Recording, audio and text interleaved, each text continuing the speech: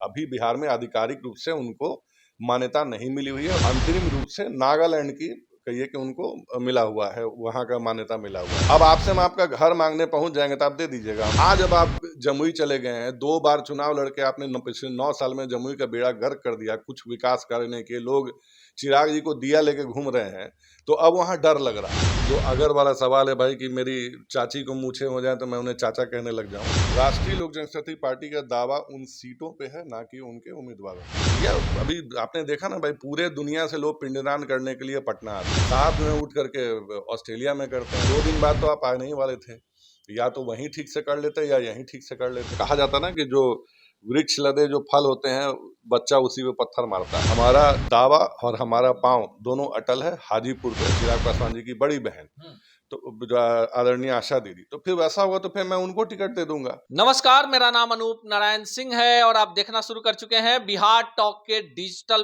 Platform को। हमारे साथ हैं राष्ट्रीय लोक जनशक्ति पार्टी के राष्ट्रीय सचिव मयंक मौली जी, और इनसे बात करेंगे इनके पार्टी के द्वारा किए जा रहे बिहार में सियासी समीकरण को लेकर। हाजीपुर की भी चर्चा होगी, साथ ही चर्चा हो जाएगी जमुई की। सबसे पहले मयंक मौली जी, आपका स्वागत है। धन्यवाद। आपकी पार्टी 2 खंडों में विभक्त है, एक राष्ट्रीय लोक जनशक्ति पार्टी है और एक लोजपा रामविलास है। पूरे प्रदेश की बात कर लें, महागठबंधन की दलों की बात कर लें, भाजपा के अन्य सहयोगियों की बात कर लें, सबको चिंता है कितनी सीटों पर लड़ेंगे। लेकिन आपकी पार्टी और आपके ही पार्टी से अलग जो पार्टी बनी है, उसे हाजीपुर की ही चिंता क्यों? हमें कोई चिंता नहीं। आपने कभी हमें देखा कि हमारे तरफ से कोई दावे वायदे किए जा रहे हों? अब उधर से कोई लगातार जो है, कहा जाता ना कि जो वृक्ष लदे जो फल होते हैं, बच्चा उसी पे पत्थर मारता है। तो ठीक है, पत्थर मारने दीजिए। वृक्ष से लदा पेड़ है तो थोड़ी हमारे तरफ से कहीं गरिमामय उपस्थिति भी हमेशा से रही है। हमारे नेता जो प्लस राजनीति की अगर बात करें, राजनीतिक परिप्रेक्ष्य में तो सिटिंग गेटिंग वाला फॉर्मूला होता है। हमारे नेता वहाँ से सांसद हैं।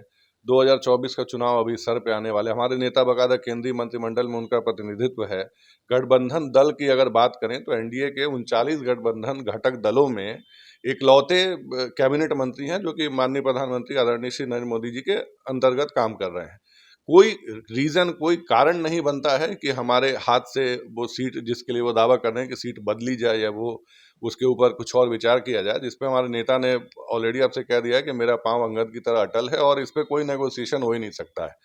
सिंपल सी बात है, कोई भी अगर राजनीतिक बुद्धि वाला व्यक्ति होगा तो सिंपल सी बात है, ऐसे अनर्गल दावे नहीं करेगा। वो भी जिनकी बात आप कर रहे हैं चिराग पासवान जी की, वो एनडीए में शामिल होने वाले आखिरी दल हैं। अभी रिसेंट हालिया उन्होंने ज्वाइन किया है। इससे पहले तो वो निकल पड़े थे 2020 में अलग राह लेकर के। तो अभी हालिया आए हैं और आते के साथ ही उनको ये चाहिए तो वो चाहिए, मुझे ऐसे करो। मुझे किसी और राजनेता की मतलब उस पर याद आ जाती है, जैसे कभी कभी राजनीतिक मजाक के रूप में कहा जाता था कि दिल्ली में केजरीवाल जी कहा करते थे कि भाई मुझे ये पिच चाहिए, ये ऐसा चाहिए, वो वैसा चाहिए, तब तो मैं खेलूंगा, नहीं तो नहीं खेलूंगा।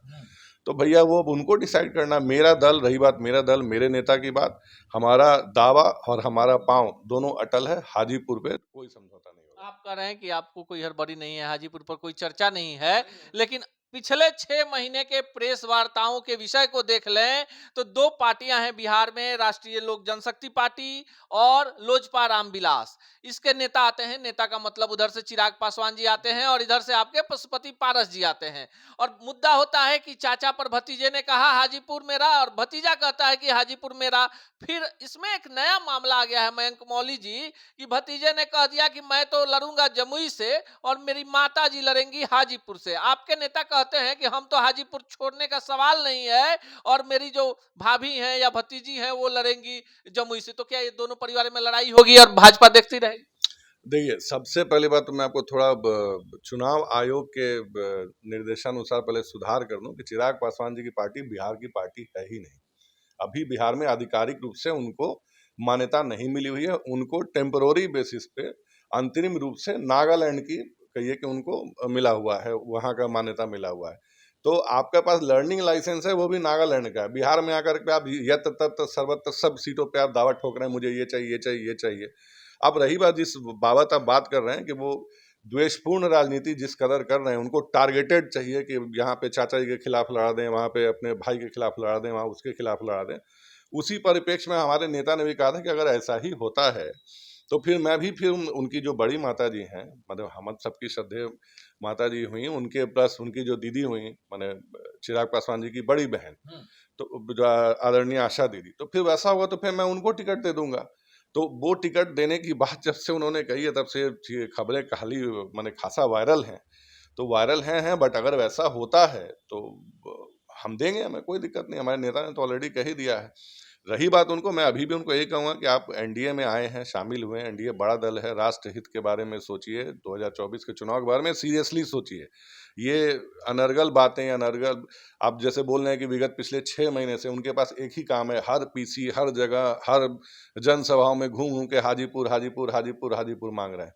क्या है ऐसा हाजीपुर तो में? वो मांग रहे हैं तो आप भी तो कह रहे हैं कि हम नहीं दे रहे हैं। तो ऑब्वियस सी बात है, अब आपसे हम आपका घर मांगने पहुंच जाएंगे तो आप दे दीजिएगा हमको? हम बोले नहीं नहीं मेरा घर है, ये मेरी कंपनी, आप दे दीजिएगा हमको? क्यों दे दीजिएगा? सिंपल सी बात है, कोई लॉजिक आपको तो नहीं लगता है चाचा है, भतीजा है, बेचारा अकेला है, सांसद है, दे दें हाजीपुर? सुनिए ना, सबसे पहली बात यह है कि जब हमारे संस्थापक आदरणीय स्वर्गीय रामविलास पासवान जी जीवित थे, उन्होंने उस दौर में ही अपना हाथ पकड़ करके अपना राजनीतिक वारिस जो था हमारे नेता आदरणीय पशुपति कुमार पारस जी को बनाया, जबकि वो चुनाव लड़ने के पक्ष में भी नहीं थे।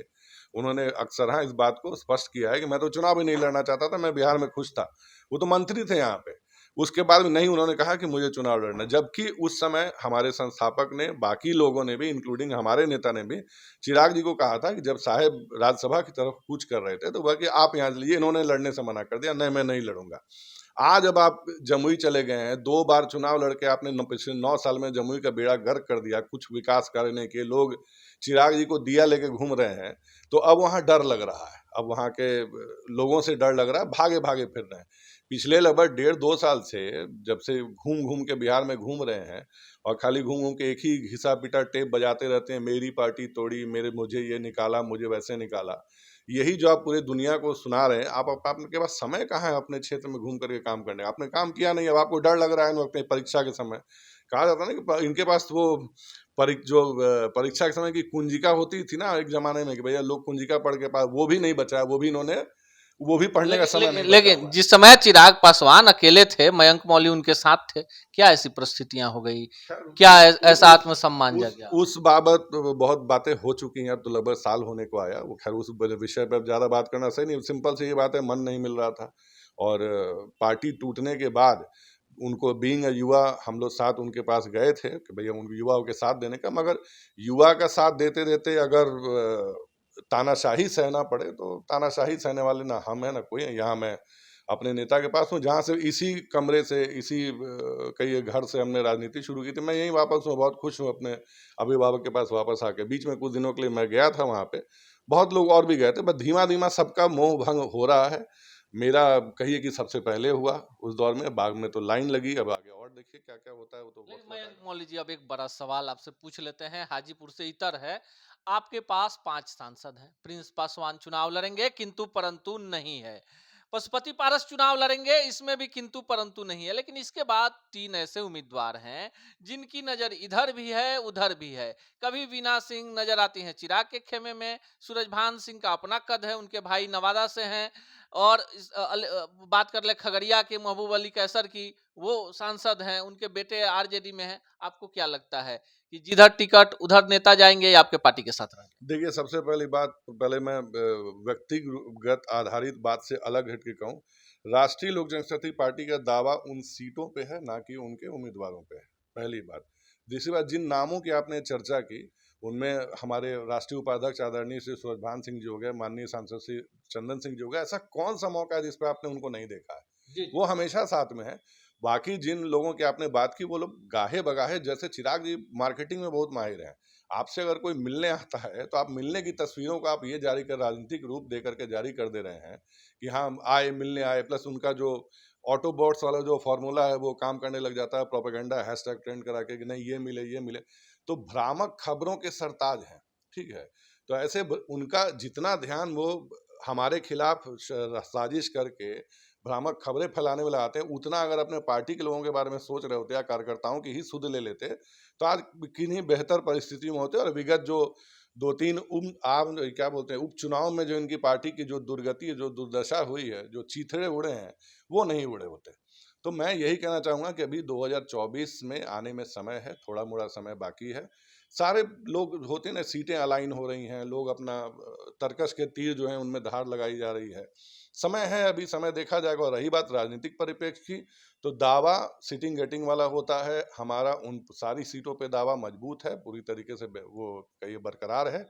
समय आने पे उस पे जो भी प्रत्याशियों की घोषणा हो जाएगी, उसमें कौन सी बड़ी बात है। आखिरी और सबसे अहम सवाल, चूंकि सवाल में ही आपने सवाल घुमाना शुरू कर दिया और मुद्दा फिर हाजीपुर पर ही आके अटक गया। अगर हाजीपुर सीट चिराग पासवान को मिल जाती है तब पार्टी का क्या रूप? चिराग पासवान जी के मिल जा, अगर मगर वगर इस सब का कोई बात ही नहीं उठता है। ये जो अगर वाला सवाल है भाई, कि मेरी चाची को मूछें हो जाए तो मैं उन्हें चाचा कहने लग जाऊं, इस सब बात का कोई मतलब नहीं बनता है। सिंपल सी बात है, क्यों मिल जाएगा।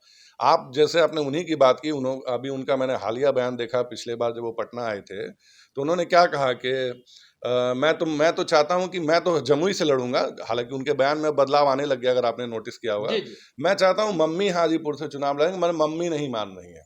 तो मैं उन्हें कहूंगा कि हमारे गुरु भाई हैं, तो मैं उनको कहूंगा कि भाई साहब, मम्मी की ही बात मान लीजिए कम से कम। जब मम्मी जी नहीं लड़ना चाहती हैं, मम्मी जी नहीं चाहती हैं कि चुनाव ही सही क्यों ना हो, परिवार में टकराव की स्थिति उत्पन्न हो, तो उनकी बात मान लेनी चाहिए। आपने किसी की बात नहीं मानी, आप कभी ना चाचा की मानी, ना आपने कभी पिताजी की मानी, ना सांसदों की मानी, ना कार्यकर्ताओं की मानी। कम से कम मम्मी जी की ही बात मान लीजिए।